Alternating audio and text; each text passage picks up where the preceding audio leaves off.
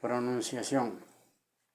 Hello everybody, my name is Juan Velázquez. Today I'm going to tell you about my daily routine. I usually work at 7 o'clock in the morning. Then I brush my teeth and taking a shower.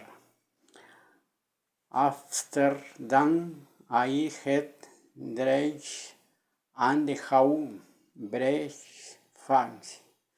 I usually eat bread and drink coffee. I go to the university at 8 o'clock because my first class starts at 8:30. I study English and other subjects during the morning.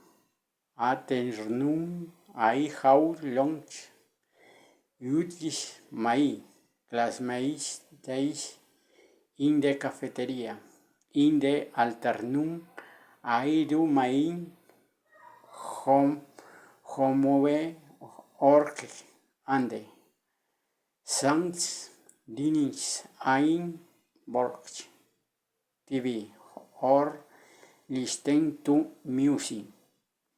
I don't play video games on weekdays because I'm very busy with my studies. At night, I have dinner with my family and talk about our day. Finally, I go home to bed at around 10:30. All about my daily routine. Trash Joe. Gracias.